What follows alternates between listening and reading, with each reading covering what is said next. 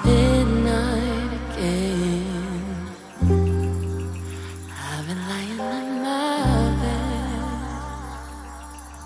bed. Can't get you out of my head. You've been taking me for a spin. Ain't got the time. I've been chasing you around, chasing you around. Hey, my lovely Prosecco Queens and Kings. Welcome back to another episode of the Prosecco Queens podcast, where I, Teresa, your host and forever dreamer, sip, spill, and stir, where we stir up real conversations about love, life, healing, and all the messy, beautiful things in between. And I'm not gonna lie, today's a rough one for me. You know when you're just not feeling something? That's been me for a while. I love doing this podcast. And I can't tell if it's because it's just cathartic for me, or I like to hear the sound of my own voice, or if it's actually helping people, or if it's actually helping me. I'm still not sure yet. But just like anything else in life, some days it's too much. Some days the work is too much. Some days the not having a payout yet for it is too much. And I put out way more than I get in return. I have made beautiful contacts and met wonderful people. And I've really learned a lot about myself and others as well. But the whole point of why I started this podcast and decided to take it on by myself is to really continue this healing journey that at some point most of us have to go through. Transformation and growth are really so important in a person's life. And we all should go through it at some point. There are millions of people that we know personally in our lives, that don't do that.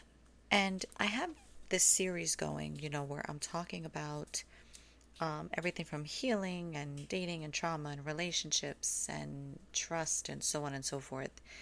And I thought this episode was a really good transition for what I'm going to go into, because I'm eventually, as of next week, and you'll hear more about this later, I'm going to start also talking about parenting and how parenting helps us heal.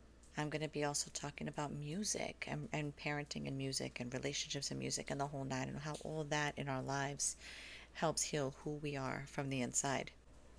What I'm realizing is that right now, as I speak, we are in a thunderstorm. And it's beautiful, and I love thunderstorms. But what's funny is how you can hear this wonderful trickling of water in the background of this recording. ASMR podcast, anyone?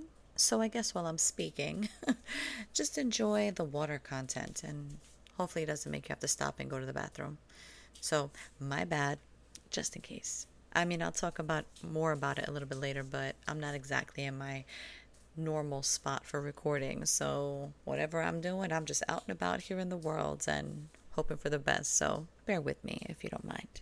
This episode today is diving into something that might just be a game changer for you, especially if you're on a journey of self-love, healing, and reclaiming your peace. I'm sorry, your peace. What is your peace? I don't know. It's literally 11:54 p.m. and I'm doing this right now. You know what's amazing? That nobody is literally putting a gun to your head. But when you enjoy doing something, you want to do it as much as you can. And that's where I'm at right now. So let's talk about the let them versus let me theory. And yes, we're going to tie this into healing, dating, trauma, triggers, shame, acceptance, basically the whole cocktail of personal growth that we've been unpacking in our past episodes. And shout out to Mel Robbins, who recently wrote about this concept and got my wheels turning. She is a critically acclaimed author, speaker, and she is a self-help guru / coach, I guess. Look her up. I'm sure her book is on Amazon. I believe it's called The Let Them Theory. I am not getting paid for any of this, but if I can help someone else get paid, why the hell not, right? So if you're interested, that's that. But I found it really important to talk about, and I've been thinking about this, weirdly enough, for months now. I have a whole list of topics that I want to get through at times. And then this book came out and I said, wow, perfect timing. because it's really something that I find kind of interesting. This episode is not going to be as long as some of the others. I can promise you that.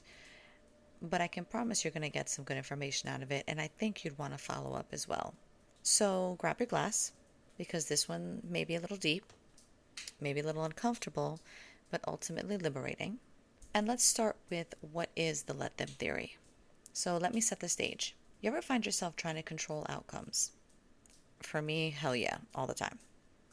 Trying to convince someone to love you a certain way, treat you differently, make better choices.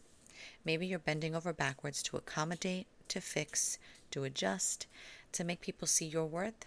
Now, enter the let them theory. It's simple. If someone wants to go, let them. If someone doesn't want to respect you, let them.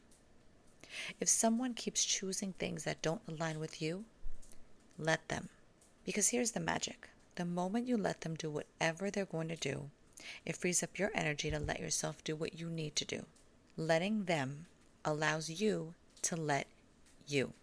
It's basically radical acceptance. It's surrender. It's freedom. And honestly, it's kind of terrifying at first. Now, let me start by saying this. This shit ain't easy. I work on this every day because I'm one of those people that I mentioned a little earlier that not only wants to control, I want answers. I always want to know why. I always want to know, why didn't you want to be with me? Or what is it that I did that caused you to do this? And what could I have done differently so that you wouldn't have done that? And realizing, well, not realizing then, but realizing now, that those were not character flaws in me causing them to act a certain way. It was a character flaw in them. I don't just mean in one-on-one personal relationships. I mean in your relationships in all aspects of your life. It could be a coworker, could be a family member. It literally could be your kids. Because remember, when you have kids, you're raising little humans. And sometimes they just got to learn the hard way, right? There's only so much you can do when you're literally trying to control someone else's brain and emotions and feelings. It's just not going to happen. And the reality is that the let them theory reminded me so much of all those times that I allowed people in all aspects of my life to help dictate how I felt about myself. Now, do I like the fact in any way that I say if someone doesn't want to respect you, let them? That doesn't necessarily mean if someone disrespects you, do not stand up for yourself and do what you need to do to be an adult and stand up for yourself. But what the point is that you yourself learn how to react to it as opposed to overreacting to it, as opposed to taking it in and allowing it to eat you up like it's something wrong with you, when realistically, that's not the case at all. See, it's all about simplicity and acceptance. Going back to the book a bit, Mel Robbins emphasizes that we often overcomplicate life by trying to control the people and situations beyond our reach. The let them theory is about simplicity, accepting that you can't control everything, and that's okay. So imagine you're at work, and your colleague constantly takes shortcuts, leaving you to pick up the slack. Instead of micromanaging them or stressing out, you let them do their thing and focus on your own work. Suddenly you have more energy and less frustration. Acceptance leads to peace, and peace is priceless. It sounds easy enough, right? We all know how stressful it is. It started in school when there'd be a group project and you had one kid that wasn't pulling their weight. Then you get to adults and you got group projects or whatever it is you do in your career. And you got one that's either BSing their way through and kissing the boss's ass or taking credit for the work you're doing. And this is telling you, don't let it stress you out, don't let it bother you, because your work should stand for itself. In the real world, that's not always the case. So please take of this what you will. But the point is, understand that you can't change other people. And like I said before, you can only change how you react to it. Because this is about empowerment. One of the most beautiful takeaways from this book is that letting others make their own choices is a way of empowering them. Think about relationships, whether romantic, platonic, or professional. When you stop trying to fix you can't see the air quotes, people, or dictate their choices. You allow them the space to grow on their own terms. So, for example, if you have a friend who keeps making questionable dating choices, instead of warning them repeatedly, let them do it. They'll either learn the lesson or keep repeating the cycle. Either way, it's their journey and not yours. Now, that doesn't mean you can't be the friend that they come to and talk about it. And you may sit there and say to yourself, oh Lord, here we go again. But you have your friends back. What is the common denominator in all these situations? It's self, right? We all have to look deep inside ourselves. I'm going to use a interesting example. So today, for anybody who's on my social media, I posted a post, and I'm going to preface this by saying I was very proud of myself because I could have lost it over something that seems so minimal, but it's just a number of things that just continue to happen that make me believe that some people say they're growing and then they just are not. I put up this post on my platforms at Prosecco Queens podcast, and it was about gaslighting and how I gave somebody $15 today and I said, can you get me coffee and can you get me water? And they come back and I said, okay, cool, where's my change? That should have cost like $8, $9. I gave them the 15 to have like a padding cushion. And I see a bunch of quarter in his hands, bunch of quarters. I can't speak tonight. Guys, you're getting a fun little lesson on late night Teresa. So I see a bunch of quarters in his hand. And I said, oh, what's that for? And he said, for laundry. And I said, well, we did all the laundry yesterday. Oh, well, just in case you want to do any random loads. I'm like, all right, puts it in the laundry bucket. And then we'll basically have a bucket for quarters, whatever. And not more than half an hour later, he says, okay, I got to go do my laundry. I said, excuse me? He said, yeah, I'm going to go do a load of my laundry. I said, so you used my change to get quarters to make it look like I needed them for laundry, but it was really you that needed them for laundry. He says, no. He says, I got them for you. I just need to do a load of my clothes. So the point of this is that, unfortunately, I'm out my $8 or $9, which seems minimal to some people. It's not for me. And also, I got somebody literally looking at my face and gaslighting me and telling me to my face that you're crazy. I've only did this for you. This was for you why I did this. We know very well that's not the case. And the reason I tell this story is because right now in my life, everything is crazy. I don't have the mental or physical. As you can tell, I'm speaking like crazy right now. I'm usually so much more intelligent sounding. But either way, my head has been in a weird space. I've been mentally and physically exhausted and a little emotionally drained over the past few months. And my body gave out on me last week. The past 2 weeks. I had mentioned I was very sick with a stomach bug 3 weeks ago. And then last week I ended up in the ER with something that wasn't fun. Let's just put it that way, and scared the crap out of me. And it basically was my body yelling at me that I have taken on too much of the burden from what's going on with my family. So my daughter hasn't been feeling good over the past couple months, and we've been dealing with that. And because I've had to deal with that extra, I've had to have a lot of extra contact and communication with my exes. I will again say, these are not bad people. They have good hearts. God bless their souls because they could use it. But I always have to say to myself, as much as I can't stand them sometimes, I have to learn how to react to the things that they say and do. I have always been the one to completely overreact and not just let them be who they are. Let them destroy themselves if that's what needs to happen. Let them hit rock bottom if that's what needs to happen. I always take on all the burdens. And I finally got to a point, and today I was so proud of myself because I was able to look at him, and as pissed as I was about my money, and go, yeah, okay. Yeah, that's right. It was for me. All right, thank you. And of course it pissed him off. Why? Because now I'm showing that I'm not going to allow you to gaslight me. I'm not stupid. I'm hearing and seeing exactly what I'm hearing and seeing.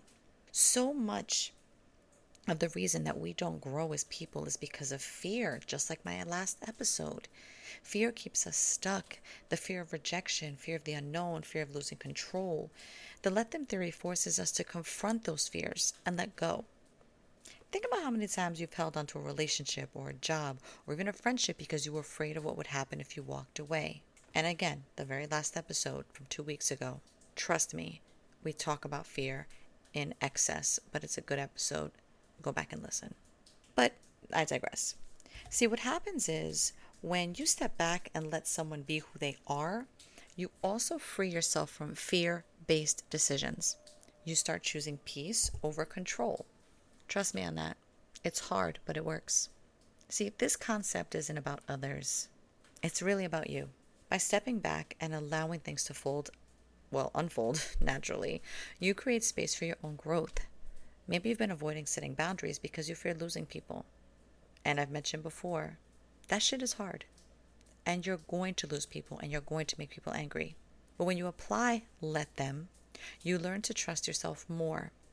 You recognize that your value isn't tied to how much you tolerate or how much effort you put into convincing others to stay. There's a mindset shift that comes with this because this is a big one. The let them theory is all about shifting your mindset from resistance to acceptance. Instead of thinking, why aren't they treating me the way I deserve? You start thinking, they are showing me who they are, so I need to believe them. This subtle shift changes everything. It removes the emotional exhaustion of trying to force things that aren't meant to be and replaces it with clarity and peace. So here are some practical strategies that we give, some actionable steps, some practical ways to apply the let them in your life. 1, like I mentioned earlier, pause before reacting. When someone does something that triggers you, take a step back. Instead of jumping in to fix or correct, ask yourself, what happens if I just let them? And I will say, like I always say, within reason. We're not talking anything dangerous necessarily, but even then, if that's the case, take a step back and get help. Remember that. Nobody's a superhero and nobody's asking you to be one. You can try journaling your emotions. Write down what you feel when you release control. What do you feel in your body? What does it make you do? Dig deep. Are you feeling pain in your stomach? Are you jittery? Does your head hurt? See, this helps process the discomfort and reinforce the benefits. Start small. Practice small amounts of surrender. Start with the little things, like letting someone have the last word. And in any argument, that's hard to do. And I know for a fact because God knows I love to talk. Also, you can try not chasing after a flaky friend. That's another one that's hard. Some of us only know how to reach out, and people get so used to that they don't reach out first. Remind yourself of your priorities. If someone's actions don't align with your values, it's okay to let them live their life while you focus on yours. So now you're probably wondering, and what is the upside of all of this, right?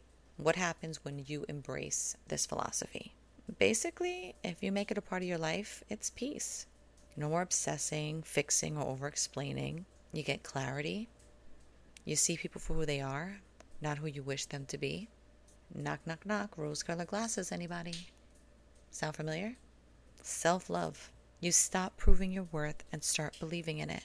Emotional freedom. You're no longer held hostage by someone else's behavior. See, I've personally seen this play out in dating. You meet someone, you vibe, but then boom, they start getting inconsistent, pulling away, acting shady. The old me? Well, she would have overanalyzed, asked what I did wrong, sent a just checking in text, because we've all done that before. Don't act like you haven't. But the new me? Let them. If they want to go, let them. If they want to be inconsistent, let them. And suddenly, I have more time and energy for the people who actually show up. So, my loves, here's the takeaway. Before you welcome in the new, first you must release the old. Let go of what is no longer serving you. Declutter, create clear space and a feeling of openness. It's hard to reach out for new opportunities and possibilities when your hands are already full. Let it all go. It may be scary, but nothing comes from comfort from holding on too tight. So release it, declutter, say no, share your voice louder, be strong, be confident in who you are, let go of the old so you can welcome in the new. Just let them. Let people show you who they are, and then decide what that means for you. More importantly, let yourself Let yourself be free of the need to control, convince, or carry the weight of other people's actions. Protect your peace. Trust what you see. Trust your intuition. And trust your body. And give yourself the love, respect, and grace that you are so freely giving up to others. All right, Prosecco Queens and Kings, of course. That's a wrap for today's episode. If this one hit home for you, let me know. DM me at Prosecco Queens Podcast on all social media. Share it with a friend or leave a review. And if you haven't already, hit that subscribe button so you never miss an episode, especially on YouTube. Join me next week because we are going to have award-winning author Jessica Spear, who is going to be discussing one of the first episodes of the transition into my new series. And that's going to be talking about parenting in this generation, to how we empower our teens and how this generation compares to ours. It's going to be really an interesting conversation, and I'm looking forward to it. So please join us. Come back. Give me your thoughts. And then until next time, keep your glass full, your standards high, and your heart open. Peace out.